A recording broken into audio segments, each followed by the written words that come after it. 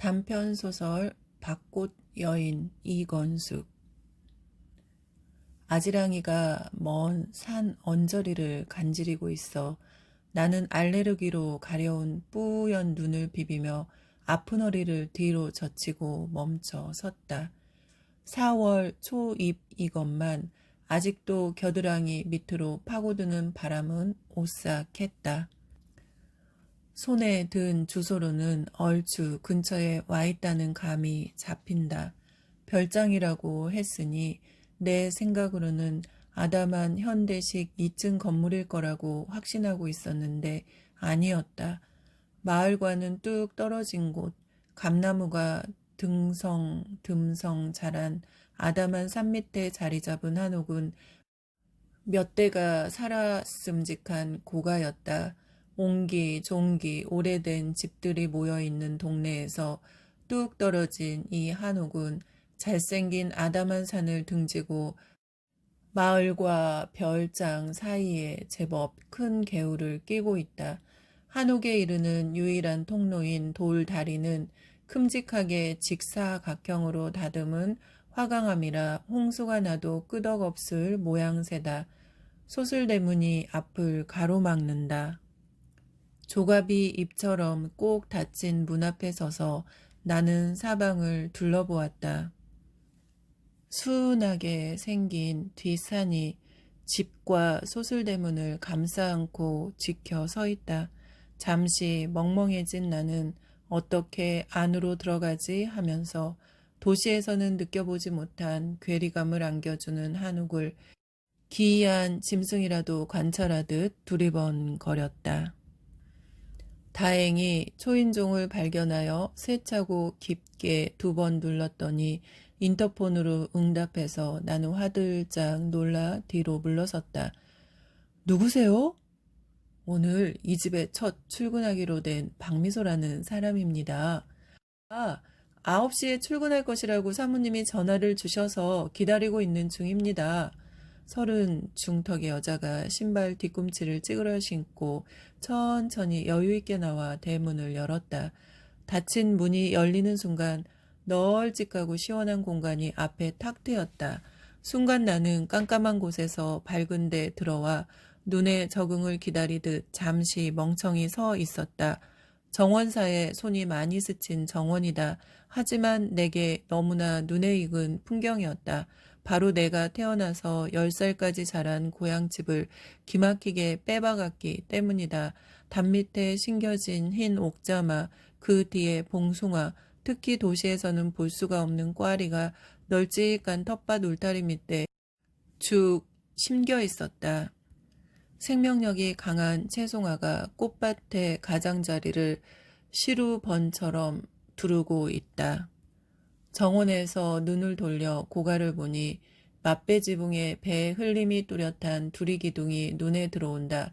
적어도 100년 이상이 되었음직한 오래된 고옥이다. 여자의 재촉에 밀려 안으로 들어간 나는 한옥을 거쳐 산자락에 잇대어 지어진 양옥으로 안내되었다. 한옥과 양옥이 절묘하게 연결되어 예술적 기교가 돋배었다. 양옥의 거실에 들어서니 앞이 탁 트인 통유리를 통해 조금 전 지나온 개울과 돌다리 그리고 옆 동네랑 넓은 들판이 시원스럽게 한눈에 들어왔다. 휠체어에 반백의 여인이 앉아 있었다. 내가 돌봐야 할 노인이라고 생각하여 나는 조심스럽게 잔일로 거칠어진 오른손을 왼손으로 감싸 안고 머리를 숙이고 문 입구에 서 있었다. 10여 분이 흘러도 침묵이 계속되어서 나는 슬그머니 머리를 들어 거실 안을 둘러보았다. 노부인은 치자꽃빛 한복을 입고 멍하니 통유리를 통해 들판을 하염없이 바라보고 있었다. 옆 얼굴은 석구상처럼 핏기가 없었으나 전신에 녹록지 않은 기티가 흘러넘쳤다. 앞머리가 이마를 덮고 오뚝한 코에 냉기가 서려 있었다. 어린 시절 달밤에 고향 초가지붕 위에 피어 있는 야화인 밭꽃을 연상케 하는 모습이었다. 우리 나라의 토종 꽃으로 밤에만 피는 꽃들은 분꽃, 달맞이꽃, 밭꽃이 있다. 분꽃은 분홍색으로 무더기로 피어 단체미를 과시하고 달맞이꽃은 노란색으로 우르르 함께 피어 우아한 자태를 자랑하는데 밭꽃은 흰색으로 수줍음을 머금고 드문드문 홀로 피어 푸르스름한 향기를 품은 청순함을 뿜어낸다. 지금도 나는 유년의 숲에서 그 꽃을 떠올린다. 쉰 새벽마다 흰 접시 위에 받친 정화수를 담은 대접과 할머니와 함께 초가 지붕에 핀 밭꽃을 연상한다. 새하얀 소복을 입은 여인의 눈부신 치맛자락을 닮은 하얀 밭꽃, 눈시리게 밝은 달빛을 흠뻑 들이킨 밭꽃은 싸늘하고 오싹한 으스스함이 서려 있다. 유년 시절 밭꽃이 풍기는 냉기가 어린아이인 나를 항상 오스스 떨리게 했다. 환한 낮에는 꽃잎을 꼭 다물고 밭잎 밑에 숨어 있다가 저녁에 꽃을 활짝 피우고 아침이면 시들지만 때가 차면 지붕 위엔 아기 머리통만한 박을 열매로 연글게 맺는 오랜 시간의 강인함도 있다. 그래서 밭꽃의 꽃말은 기다림인가 보다. 내가 직업을 바꿔 이 집으로 출근하게 된 사연은 참으로 기이했다. 전기 기술자로 일하던 아들이 고압선에 감전되어 양손을 잃었다. 태어난 아들 대신 돈을 벌기 위해 집에서 가까운 목욕탕에서 나는 험한 노동인 때밀이를 했다. 1년 해보니 손발에 무좀이 생기고 그 일이 내 나이에 힘겨워 물을 피하는 방법으로 지압을 배워 손님을 받기 시작했다.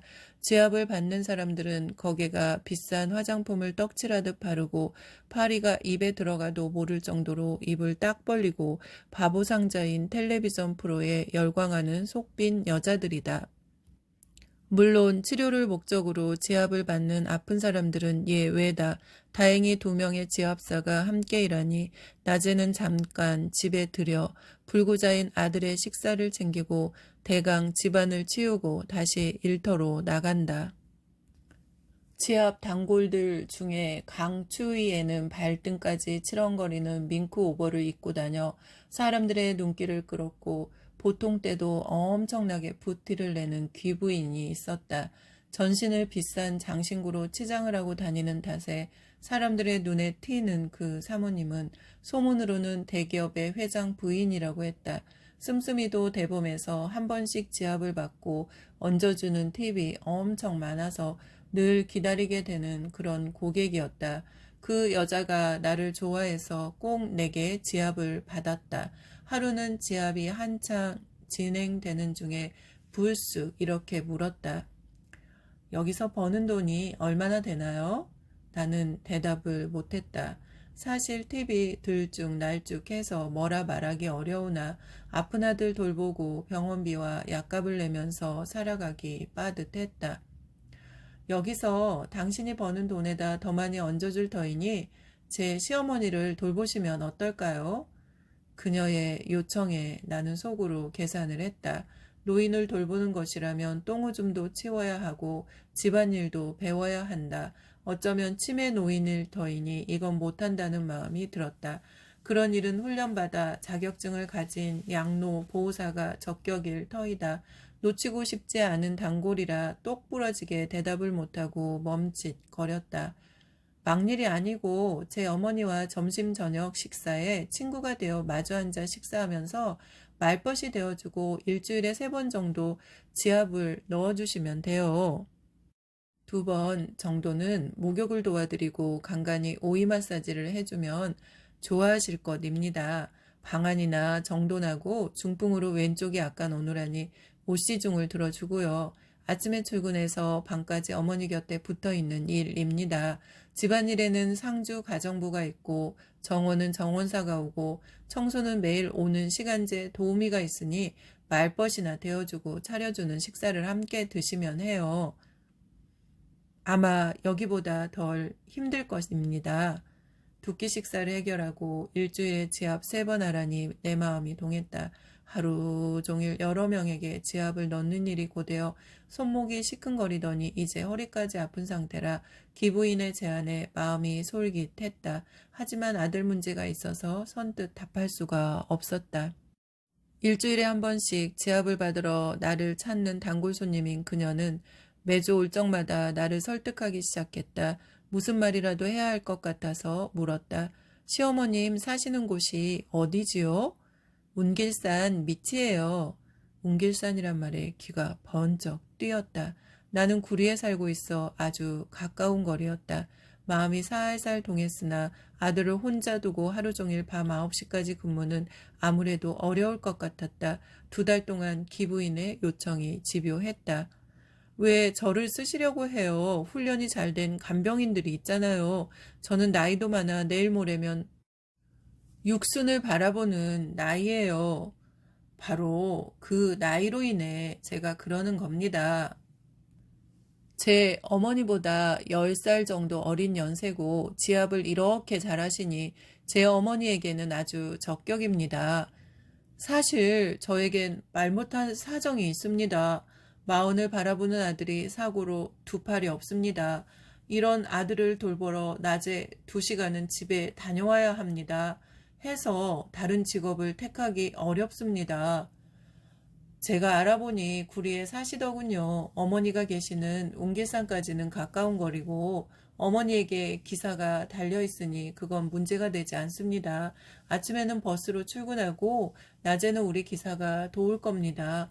어머니가 낮잠을 주무시는 동안 댁에 가셔서 아드님을 돌보고 돌아오면 됩니다. 낮에 차편까지 준다니 망설일 필요가 없었다. 나는 그녀가 내미는 주소를 들고 이렇게 첫 출근을 한 셈이다. 창밖을 하염없이 바라보던 여인의 손은 무릎 위에 나란히 놓여 있었고 중풍기가 있다는 왼손은 약간 마르고 조금 뒤틀려 있었다.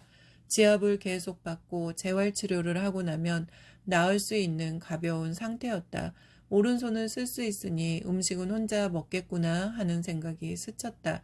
이렇게 돈 많은 집에서 영양실조는 아닐 터인데 먹는 것이 부실한지 노인은 딱할 정도로 피골이 상접했다.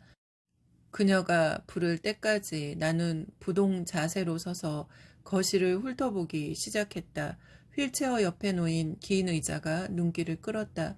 특수 제작을 했는지 늦가을 노랗게 물든 은행 잎색의 보료가 같은 사이즈의 옥 침대 위에 깔려 있었다. 거기에 옛날 양반집 안채 여인들이 주로 사용하던 직사각형 팔걸이 장침이 수와 복이 새겨진 바탕에 청색 가장자리를 두르고 있어 고급스러움이 줄줄 흘렀다.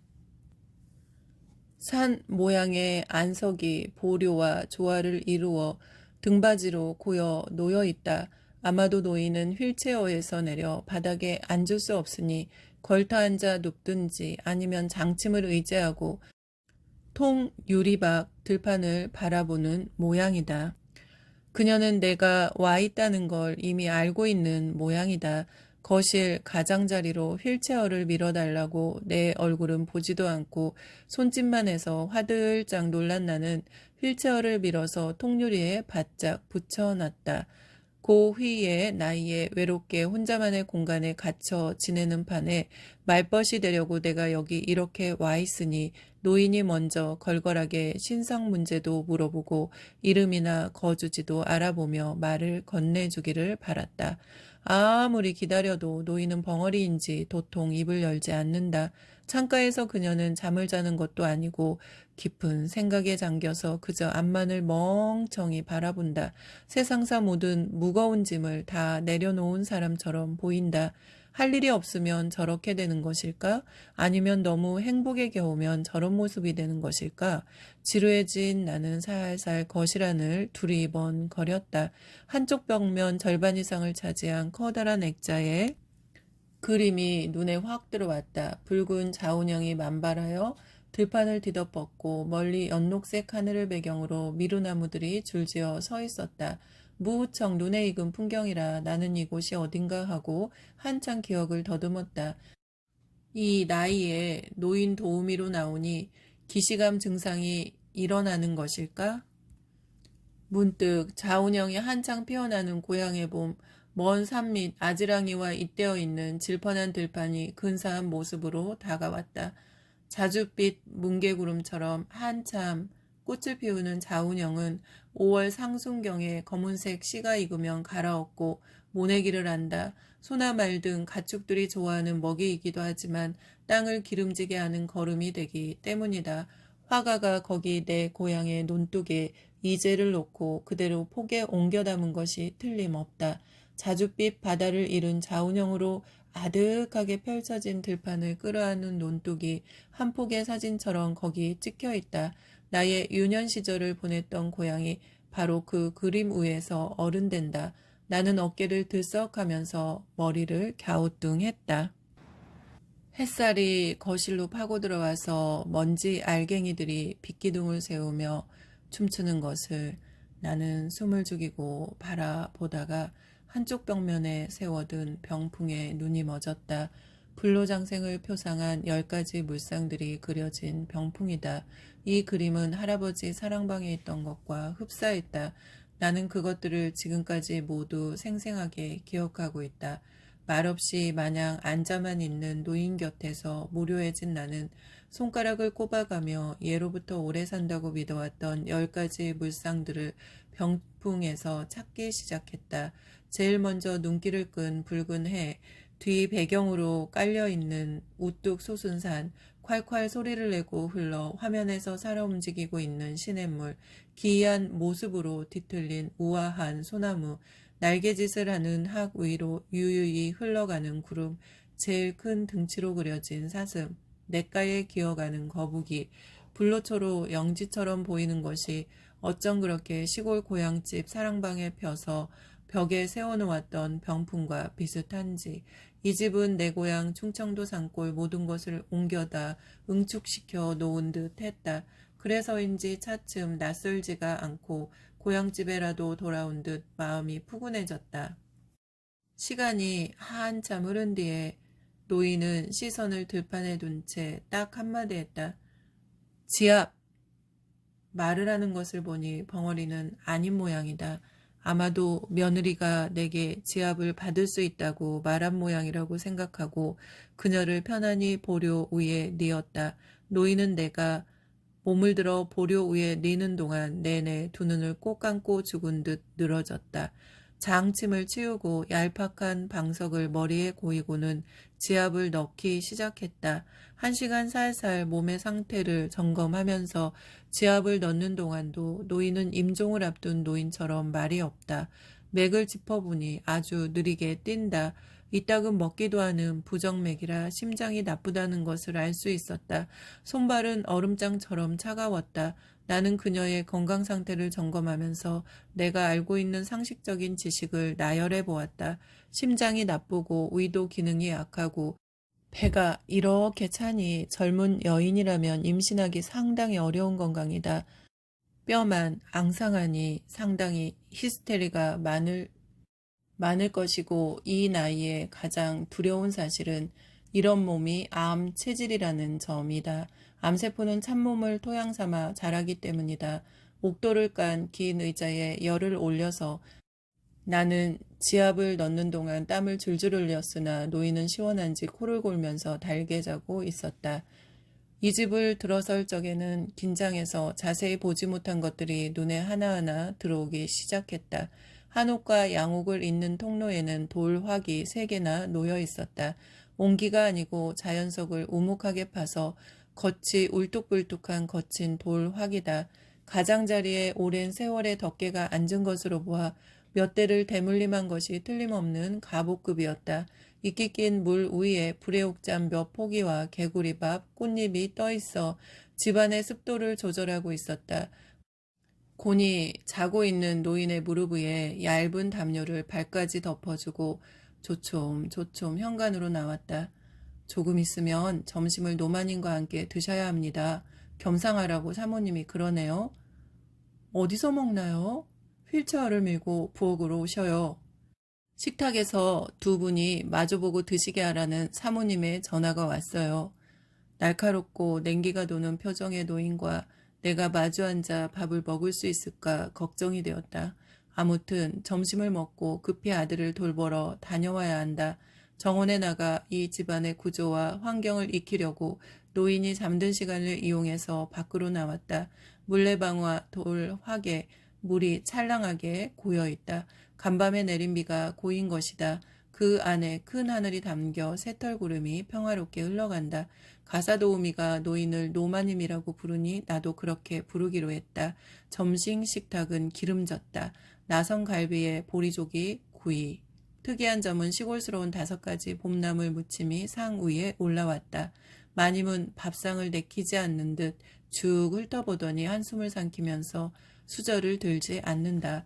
오늘 아침에 첫 출근이라 아들 밥 차려 먹이고 씻기고 옷 갈아입히고 오느라고 나 자신은 물 한 모금도 먹지 못한 상태라 기름진 밥상을 대하니 속에서 꼬르륵 소리가 났다. 빈 백구레에 반란이 민망할 정도로 심해서 나는 겸연쩍은 웃음을 삼키며 마님의 손에 수저를 쥐어 주었다. 마지못해 수저를 받아들고는 냉이국 한 수저를 입에 넣고 또다시 한숨을 쉬었다.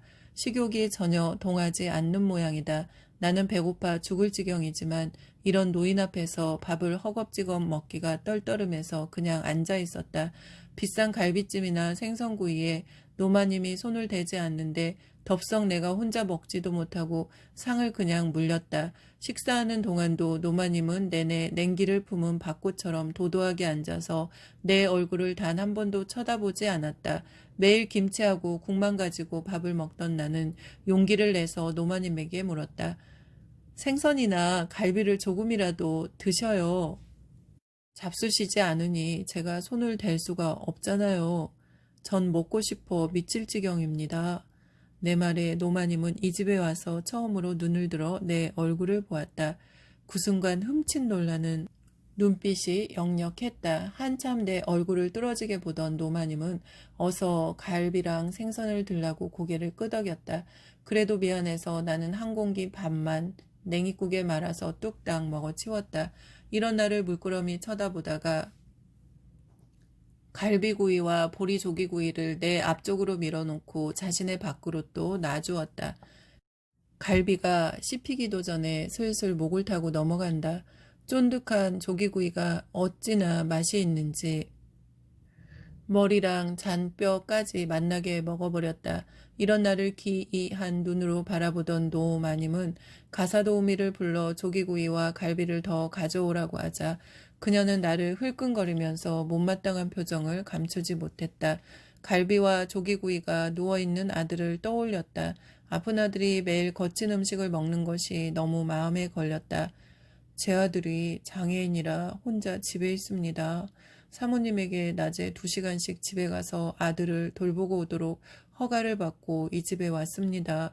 그런데 갈비와 조기구이를 보니 아들이 눈에 밟힙니다. 어눌하게 더듬거리면서 말하는 나의 입과 목 언저리를 노마님은 한참 살펴보다가 도우미를 불러 일회용 용기를 가져오라고 하여 그걸 담아서 아들을 주라고 내미는 것이 아닌가? 내가 이 집에 출근한 지 실로 1달 만에 일어난 일이다. 이제야 노마님이 내 얼굴을 본 셈이다. 아침에 해놓고 온 밥과 김치만으로는 아들에게 너무 빈약한 식사라 갈비와 조기구이를 먹이려는 마음에 들떠서 나는 연신 머리를 조아리며 감사를 표하고는 집으로 향했다. 그것도 이 집 자가용이 대문 밖에서 기다리고 같은 지역이라 20여 분 만에 집에 도착하였다. 손이 없는 아들 대신 밥을 떠서 먹이면서 나는 무척 행복했다. 어미새가 먹이를 물어다가 새끼를 먹이는 기분이 이런 거구나 하면서 어찌나 마음이 뿌듯한지. 물을 먹이고 저녁 식사 시중을 들어주는 도우미가 올 동안 무료하지 않게 텔레비전을 볼 수 있도록 아들이 좋아하는 채널을 고정시켜 놓고 화장실에 가는 일도 다 봐주고 다시 자가용을 타고 노마님 댁에 돌아왔다. 번철 위에서 탁탁 튀는 깨처럼 움직이는 내 이마 위엔 땀이 질 뻔하다. 손 하나 까딱하지 않는 노마님의 호강스러운 삶이 시기가 날 만큼 무척 부러웠다. 언제 나도 저렇게 호강을 누릴 수 있을까? 나는 너무 일에 쫓겨 아플 시간도 죽음을 생각할 시간적 여유도 없다. 노마님은 매일 정원과 들판을 망연히 바라보면서 아마도 다가올 죽음에 대하여 깊이 사색하는 모양이다. 저녁으로는 닭튀김과 미역국이 나왔다. 이것도 아들 먹이라고 노마님이 싸서 준다. 음식으로 인해 우리 두 사람은 상당히 가까운 사이가 되었다. 노마님은 내가 개걸스럽게 먹는 곁에서 조금씩 음식을 먹기 시작해서 두 달이 지나자 입맛을 되찾아서 이제 공깃밥 한 그릇을 나를 따라서 만나게 먹기 시작했다.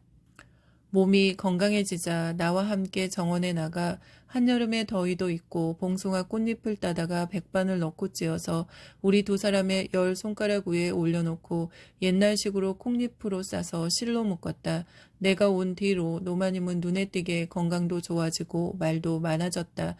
나는 그간 호기심에 가득 차서 묻고 싶었던 것들을 입을 꼭 다물고 지냈다.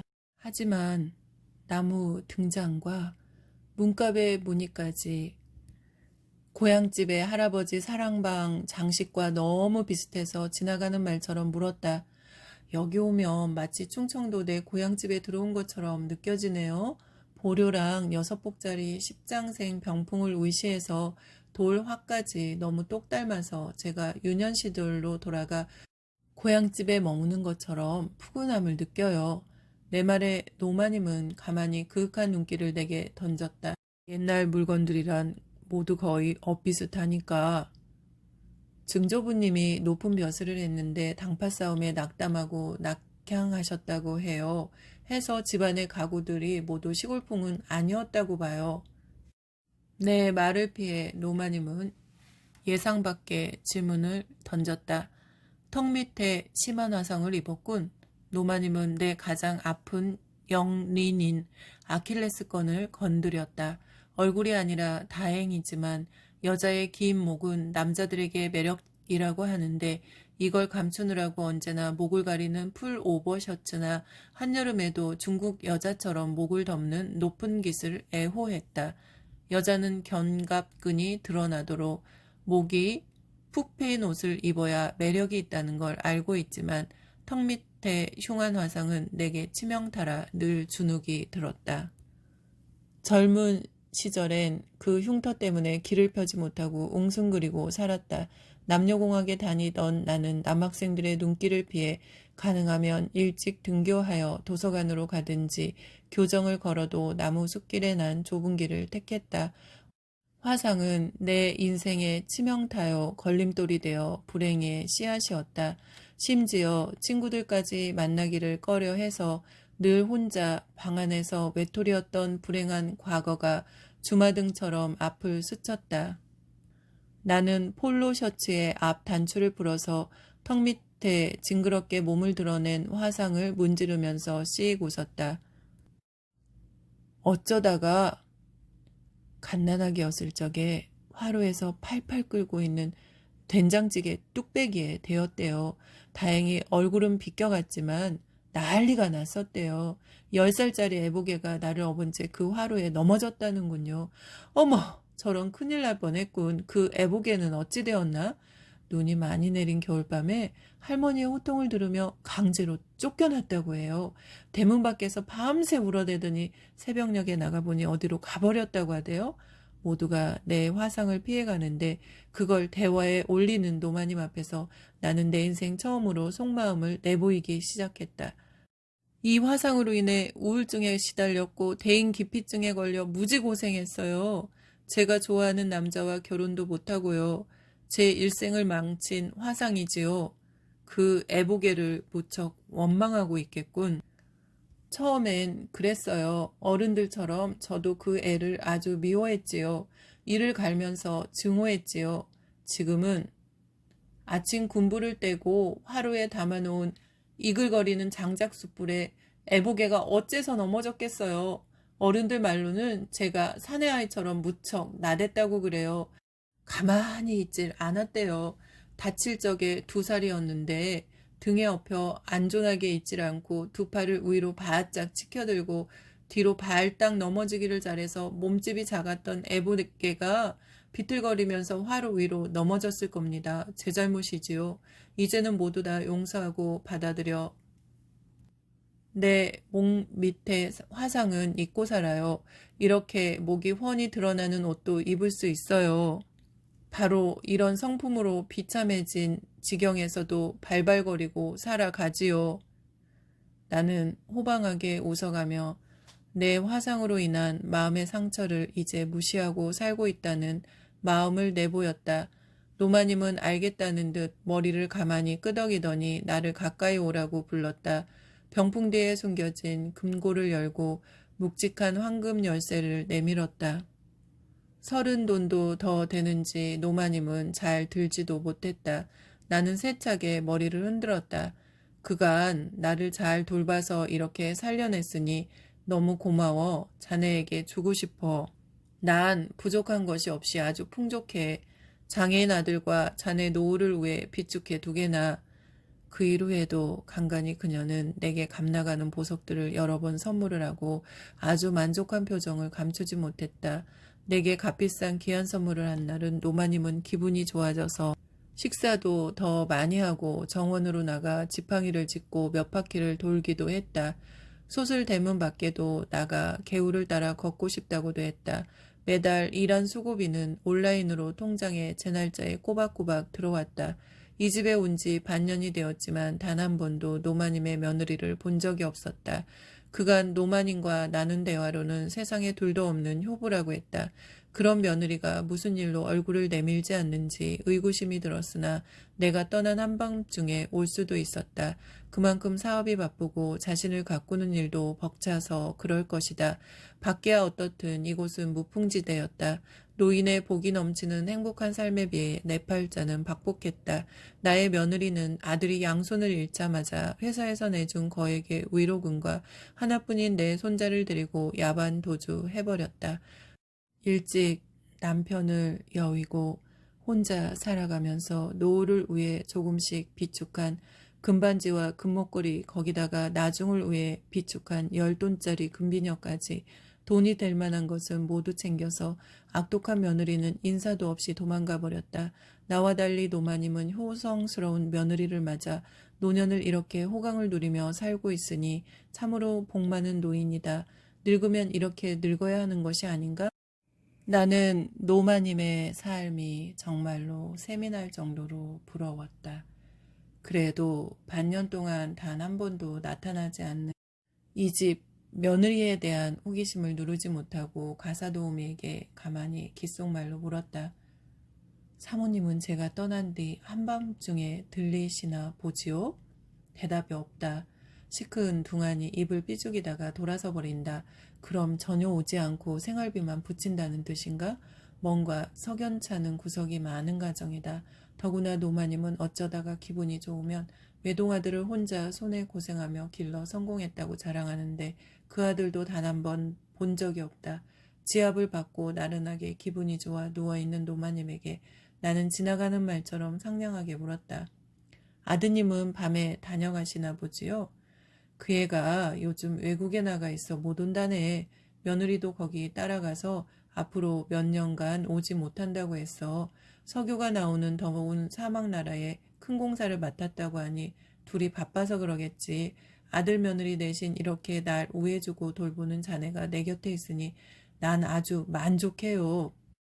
내 외가 외국 건설 현장에 나가 있다고 하지만 아무튼 무언가 석연찮았다. 이 집의 특징은 텔레비전이 없어서 도통 세상하고는 연락이 두절된 상태다. 나는 집에서 아들을 돌보는 시간 간간히 뉴스를 들어서 세상 돌아가는 형편을 알고 있지만 여기 오면 모든 것이 탁 막힌 인큐베이터 같은 공간이 된다. 가사도우미가 기거하는 방에서 이따금 텔레비전 소리가 들리지만 늘 방문을 잠가놔서 기중품이라도 있어 그럴 수 있다고 생각하고 관심을 두지 않았다. 이 집에 온 지도 어언 1년이 훌쩍 지나갔다. 아침 나절 점심을 들기 전에 노마님은 앞 정원에 꽈리들이 등불처럼 익어가는 걸 매일 보기를 원해서 휠체어를 밀고 발그레 물 들어오는 꽈리를 보고 탄성을 바라고 있었다. 이 틈을 이용해서 나는 재빠르게 물었다. 노마님은 어째서 무료할 적에 텔레비전을 보지 않으세요? 세상이 급변하고 있는데 정치, 경제, 문화, 교육의 대변혁도 보시고 세계가 어떻게 흘러가고 있는지도 아셔야지요. 사막나라에 나가 있는 아들과 며느리에게 핸드폰으로 통화할 수 있는데 그것도 없잖아요.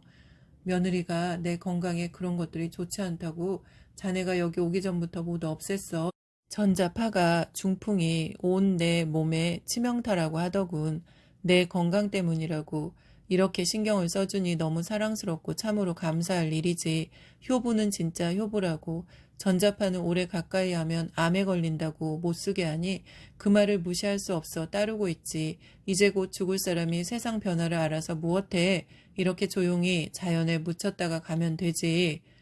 드라마가 얼마나 재밌다고요. 연속극에 취미를 붙이시면 매일 생활이 즐겁고 건강에도 도움이 될 것입니다. 정보도 많아요. 음식, 의학상식, 역사, 여행, 다큐멘터리 등등 아주 유익합니다. 역사 드라마는 얼마나 재미있다고요. 대장금이나 녹두장군, 해신, 주몽, 천일야화 등등 드라마 채널로 들어가면 볼 것이 수두룩해요. 우리가 살고 있는 세상이 초스피드로 변해서 앞으로는 자동차도 운전사 없이 굴러가고 종교도 다 사라진다고 어제 저녁에 본 텔레비전에서 보도하더군요. 생명공학의 발달로 인간이 앞으로 500년도 더 살 수 있대요. 성경에서 900세까지 산 인물들이 나오는데 그럴 수 있나 봐요. 사이보그 공학은 앞으로 우리가 일하지 않고 모두 그것들이 해준다고 하네요. 의사 대신 수술도 하고요. 글도 그것들이 다 쓸 거래요. 비유기체 합성으로 먹을 것도 걱정 없는 시대에 접어들 거라고 하는데 저도 감이 잡히지 않아요. 그럼 하나님도 필요 없겠군. 그렇다고 해요. 인간이 신의 자리에 앉게 된다고 보도하더라고요. 그런 이상한 세상이 온다니 무섭군. 하긴 며느리도 아들도 오질 않으니 그걸 하나 사다 놨으면 좋은데. 무료하게 지내는 노인들이 치매에 걸린다고 해요. 텔레비전과 핸드폰은 현대인이 꼭 지녀야 할 필수품이라고요. 문득 석 달 전에 장애인 가정을 돕는다고 주민센터에서 선물로 가져온 작은 화면의 텔레비전을 그냥 다락방에 처박아 두었다는 생각에 이르렀다. 내 물건을 그냥 갖다 놓는 것이니 노마님이 보지 않는다고 하면 나만이라도 보려고 아들의 점심 식사를 챙겨주고 그걸 가지고 노마님 방으로 들어갔다. 다행히 연결 코드를 찾아서 켰더니 총 천연색의 화면이 뜨고 마님은 아주 기뻐하면서 호기심에 들뜬 표정이었다. 마침 나오기 시작하는 맛있는 음식 정보를 입을 해 벌리고 보다가 그게 먹고 싶다고 가사도우미를 불러 저녁 식탁에 해달라고 요청했다. 갑자기 설치된 텔레비전을 본 가사도우미는 기겁을 해서 얼굴이 하얗게 질리더니 코드를 잽싸게 빼버리고 벌벌 떨었다. 사모님이 하시면 야단나요. 노마님 건강에 이런 걸 방 안에 두면 몸이 더 나빠져서 일어나시지도 못할 거라고 야단하셨어요. 이러다간 저까지 이 집에 못 붙어 있어요. 그러자 노마님이 발끈했다. 나 일찍 죽어도 좋다. 저는 재밌는 걸 보다가 죽을 터이니 그리 알아라. 노마님이 강하게 도리질을 해가면서 의연한 표정을 짓자 가사도우미는 나를 흘겨보면서 방을 나가버렸다. 조금 있다가 기사가 쿵쿵거리고 오더니 텔레비전 화면 앞을 가로막고 서서 노마님이 보지 못하도록 막아섰다. 절대로 안 돼요. 이건 사모님의 명령이고 꼭 지켜야 할 우리 의무입니다. 그러자 노마님의 불같은 오령이 떨어졌다. 달밤 초가지붕 위에 피어있는 가련한 밭꽃 어디에 이런 에너지가 숨어 있었단 말인가? 저 몸에서 어떻게 저런 강인한 목소리가 나온단 말인가? 나는 너무 놀라서 이러도 저러도 못하고 멀뚱히 방 안의 사람들 눈치만 살폈다. 선심을 쓴다고 노 마님을 위해 가져온 텔레비전이 이렇게 소동을 일으킬 줄 정말 몰랐다. 그녀의 불호령에 모두 머리를 흔들면서 사라졌다. 마침 긴급 뉴스로 떠오르는 화면을 보다가 노마님은 아악 소리를 지르면서 기절할 듯 벌벌 떨기 시작했다. 그녀의 외마디에 놀란 나도 눈길을 화면에 던졌다. 내 눈에는 별것이 아니었다. 늘 나오는 정치범들이나 경제범들 이야기이니 별로 놀랄 이야기도 아니었다. 몇 개월 전부터 화면에 뜨고 있는 인물은 사기꾼으로 많은 사람들의 돈을 갈취한 인물이었다. 밖에 나가면 모르는 사람이 없을 정도로 악한으로 통하고 있는 사람이다. 채권자를 살인까지 하는 일이 발각되어 사형이나 종신형이라고 앵커는 떠들어대고 있었다. 노마님을 반듯하게 보료 위에 뉘어놓고 나는 찬물 수건을 그의 이마 위에 얹고는 의사를 급히 불러야 하나 아니면 119를 호출해서 앰뷸런스로 응급실에 실려가는 것이 옳은 판단인가 허둥대고 있을 적에 눈을 번쩍 뜬 노마님이 내 손을 잡고 벌떡 일어났다. 내가 이러고 누워있을 때가 아니야. 내가 나서야 해. 하나뿐인 금쪽 같은 내 새끼를 살려야 한다고.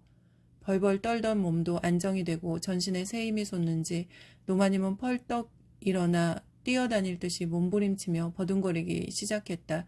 그러다가 또렷하고 강한 음성으로 중얼거렸다. 모든 것이 잘 되어가는 줄 알았어. 내 꿈을 이곳에 이루고 죽을 준비를 하고 편안하게 지내고 있었는데 내 판단이 글렀어. 아들 며느리를 믿다니 이게 아니야.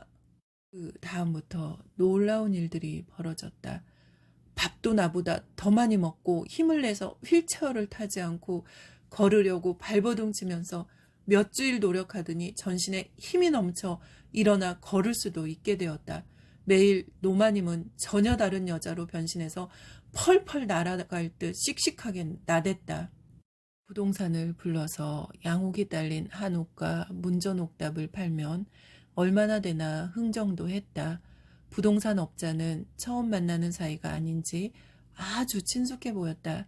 이것까지 팔면 모든 토지와 재산이 깡그리 없어지는데 나중에 어떡하시려고요? 몸도 시원찮으신 분이 노년을 어디서 보내시려고 이래요? 또 아들 밑구멍에 들이밀려는 거지요?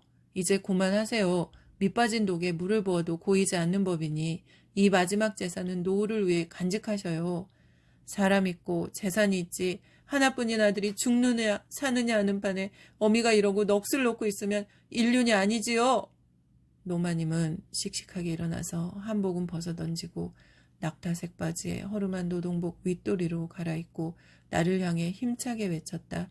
내가 요 몇 년간 너무 달콤하고 깊은 꿈에 빠져 있었어.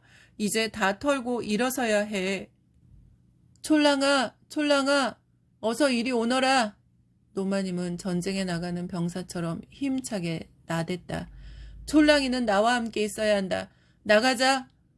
나를 도와다오. 아들을 살릴 유능한 변호사를 찾아내서 꼭 그 녀석을 살려야 한다. 난 할 수 있어. 여직 그렇게 살아왔거든. 촐랑이라고? 나는 전신에 전류가 통하듯 멍해졌다. 시골 고향집 내 아명을 알고 있는 이 사람은 도대체 누구란 말인가?